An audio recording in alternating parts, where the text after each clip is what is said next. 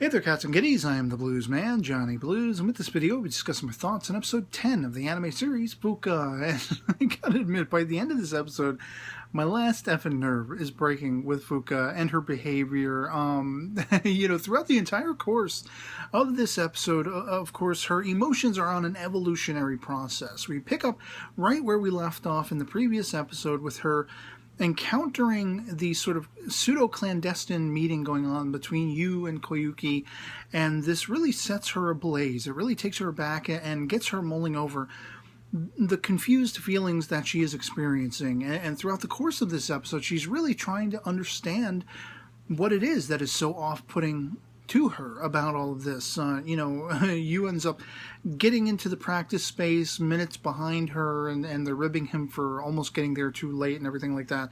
And they're, of course, asking Fuuka about this original song that she's supposed to be writing the lyrics for. And she at least, her claim is that she has not really completed it yet. It's still a lot of hard work. But I am almost ready to assume that she's actually completed it, and it's just a matter of getting over this sort of, I guess you could say, reluctance to share it with everyone for fear of exposing what the song is about and how that plays into her own emotions and feelings and things of that sort, which it seems like Koyuki herself is like 10 steps ahead of the game on. With you calling her and asking for advice as to how to write lyrics, and it's the same kind of discussion that Koyuki had with Fuuka, and Koyuki's feeling very reluctant to get too much into the nitty-gritty of that because she already has, at least she's exhibiting the fears and concerns that maybe, this might be the path Fuuka's winding down. This confusion, this conflict, the idea of having to make these songs very personal. And what more personal could there be in Koyuki's case than writing every single one of her best-selling hits about the person she loves and wanting to confess that love? And, with everything Fuuka herself is going through, she's just trying to get a handle on the fact that she really does feel for you. She really is smitten with him, in love with him, and he's such a nice guy, and he's so jovial around her and everything. And it's really offset her completely because, there's so many different internal things that are going on there. She doesn't want to ruin what her idol, Koyuki, has with this man of her dreams, this person she wrote so many songs about unrequited love and wanting to profess that love and make that confession and everything like that. She already made that promise to Koyuki. Well, I'm going to support you every way I can to make your dream come true, to make it a reality somehow, by some means, make that possible. And now with her own feelings, of course, that's immediately conflictual, because if she's feeling for you and Koyuki's whole thing is you and whatever like that, what's going to happen there, Think of how many scenarios of ruination this can bring forth. The can of worms she less wants to approach, let alone open. And so on the one hand, okay, Fuuka is maybe making the right choice in backing away from everybody, I guess, kind of sort of by the end. But timing-wise, it's just kind of like facepalm, with you and the way he's trying to be supportive to her in hoping to help with writing the lyrics, constructing them, even though he's a novice, and he admits to that. He said very much the same thing on the phone with Koyuki, in trying to seek help and advice from her, guidance from her. He's like, well, I'm at your disposal. If you need any help, if I can give you any advice, if I can be in there, in the mix somehow, some way to help you write this song, and Fuuka just explodes at him. Leave me alone. Because the last thing she wants to deal with right now is being in his presence when that can never be a thing. As far as she's concerned, that can never be a thing.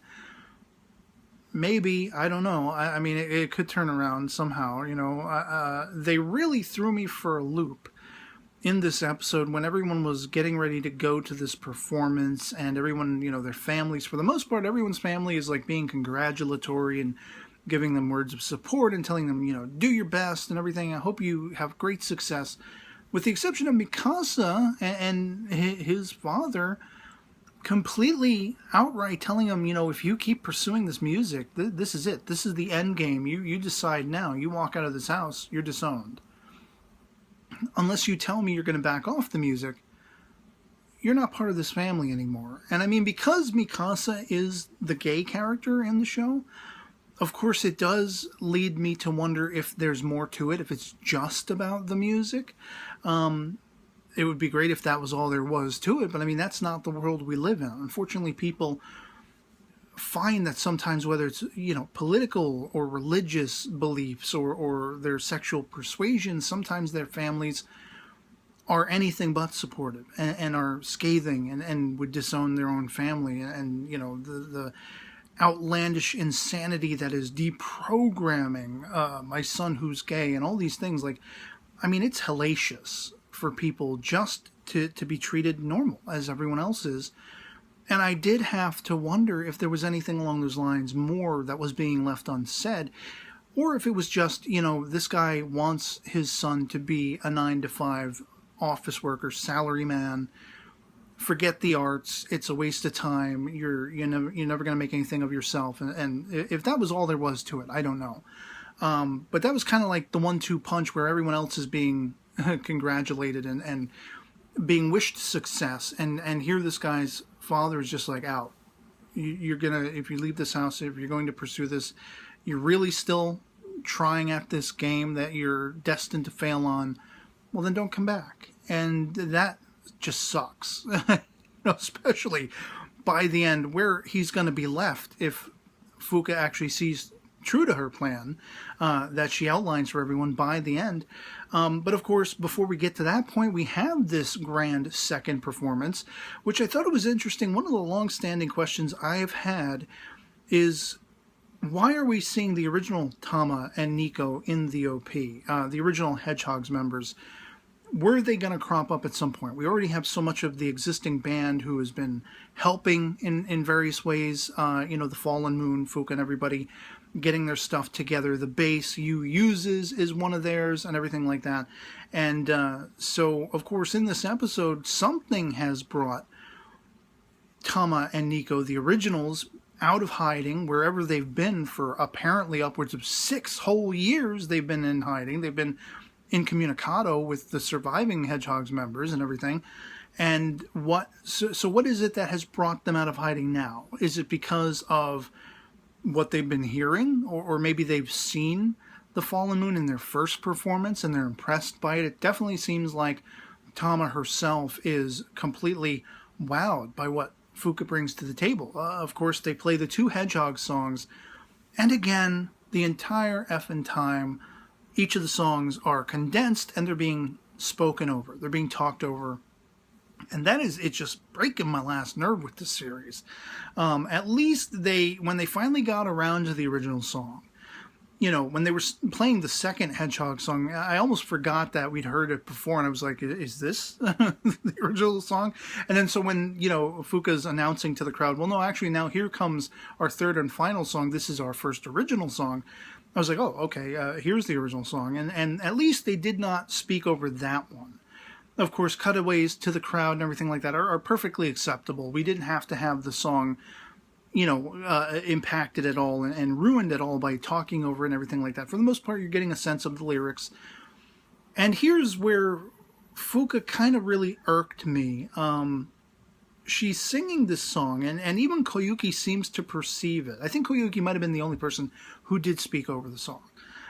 Just saying, like, those lyrics, like, almost as though Koyuki was answering to her own perceptions and suspicions what the song would probably end up being about, that she would probably make it a very personalized thing, what she's thinking and experiencing, which is exactly the case. This song makes plain that Fuuka is internally conflicted. She has something to say. She's calling back to all of these bright spots, these bright lights in her life that revolve around something or someone.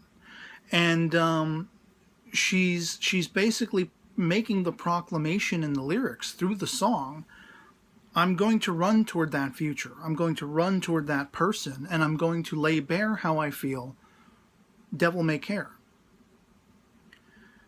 So great performance of a great, unique, the first Fallen Moon original song. Then we cut to after this, after the performance.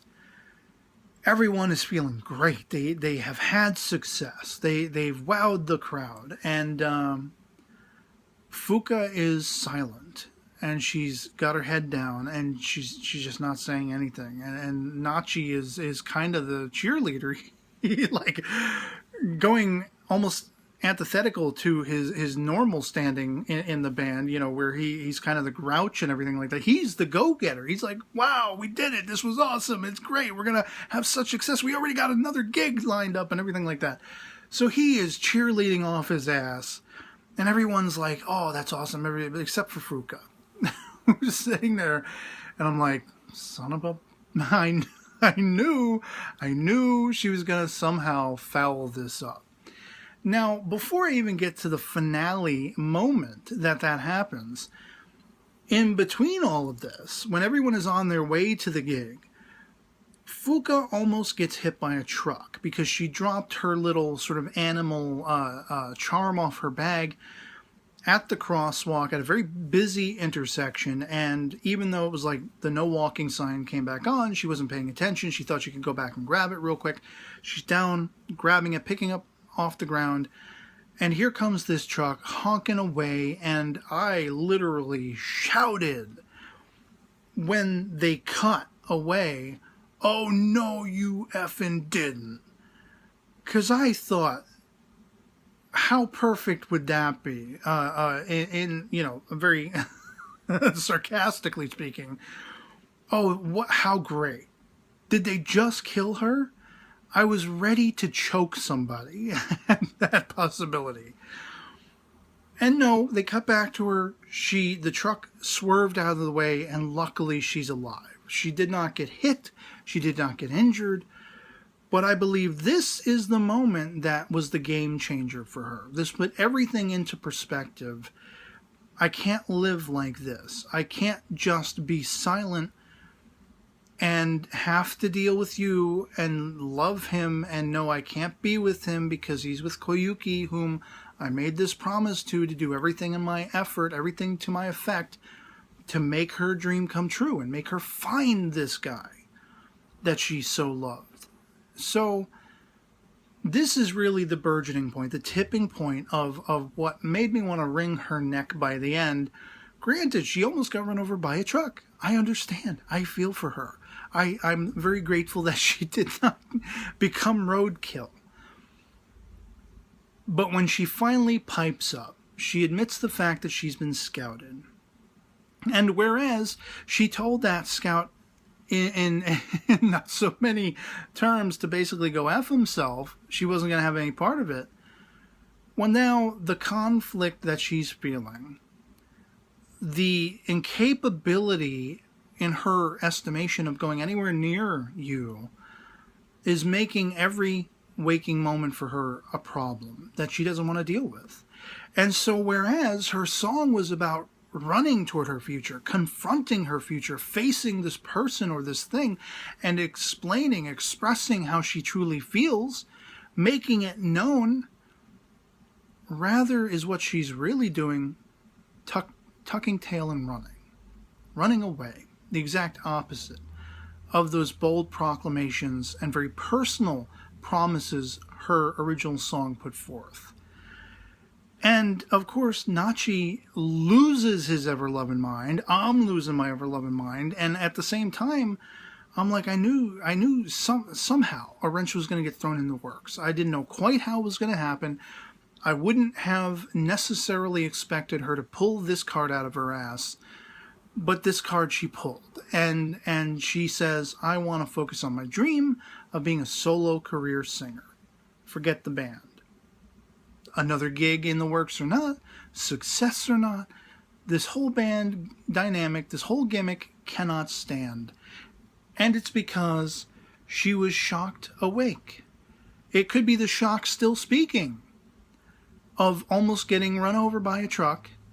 But it's her not wanting to have to deal with being in the presence of you, whom she loves and can never have. a very relatable thing, a very human thing, but at the same time, it's just like, you know,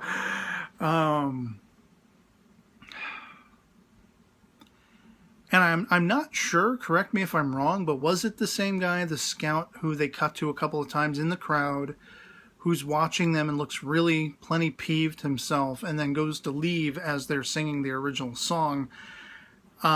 Is she even still going to have a gig with this guy? Like, if she goes and finds this guy and says, hey, I'm ready to make that deal, solo singer all the way, yada, yada, yada.